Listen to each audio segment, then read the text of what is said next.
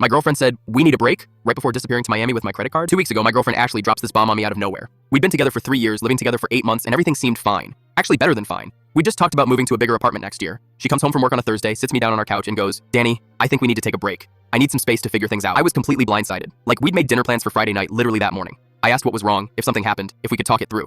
She kept saying she just needed time to think, that she was feeling overwhelmed with work and life. Fair enough, right? People need space sometimes. I figured maybe she'd stay at her sister's place for a week or two, we'd text a little, then work things out. Ashley packed a bag that night and said she'd call me in a few days. She seemed really emotional about it, kept tearing up and telling me this wasn't about me, just about her needing to figure herself out. I felt terrible, but I respected her decision. I even helped her carry her stuff to her car. The next morning, she texted me asking if she can borrow my credit card for a few small things while she gets situated. Her card was apparently maxed out from some emergency car repairs the week before. I said sure, left it on the kitchen counter before I went to work. That was Friday. By Monday, I hadn't heard from her at all. Not even a simple, hey, I'm okay text. I was starting to worry, so I called her sister Maya to see if Ashley was doing all right. Maya seemed confused. What do you mean? Ashley's not staying with me. I thought she was still at your place. My stomach dropped. I asked Maya when she'd last talked to Ashley. She said they texted Sunday morning, but Ashley didn't mention where she was staying or anything about us taking a break. That's when I decided to check my credit card account online just to see if Ashley had actually used it for anything. Maybe I'd have a clue where she was staying. I logged in and nearly fell out of my chair. There were charges for over $3,000 in just 4 days, but not for gas and groceries like I expected. There was a $1,200 charge to Delta Airlines for a round-trip ticket to Miami, a $800 charge to the Fontainebleau Hotel, multiple charges at high-end restaurants, bars, and clubs, even a $400 charge at some luxury spa. This wasn't someone taking time to figure things out. This was a vacation, an expensive vacation that I was apparently paying for. I called Ashley immediately, straight to voicemail. I tried texting, nothing. I called her work and they said she'd called in sick for the whole week. I spent that night going through our apartment more carefully, trying to figure out what was really going on. That's when I noticed some weird things. Her passport was gone from our junk drawer.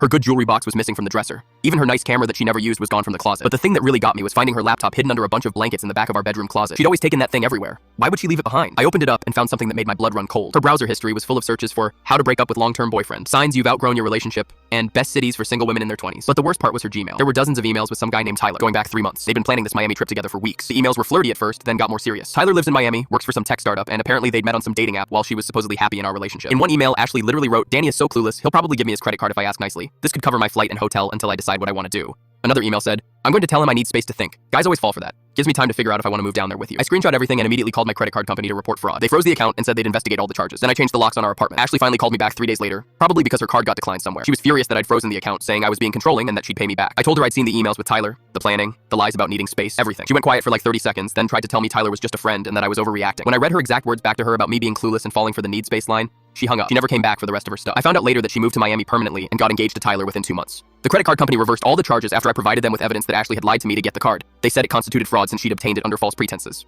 Maya texted me a few weeks ago saying Ashley had called asking for money because things weren't working out with Tyler. Apparently his startup went under and he couldn't afford to support both of them. Maya told her to call me and apologize. I never heard from Ashley, but Maya said she ended up moving back with her parents in Ohio. I kept all her stuff in boxes for 2 months thinking maybe she'd want it back. Finally donated everything to Goodwill last weekend. Turns out, needing space was just code for, I found someone with more money and want to test drive that relationship on your dime. 3 years together and she couldn't even break up with me honestly. Had to lie and steal just to make her escape.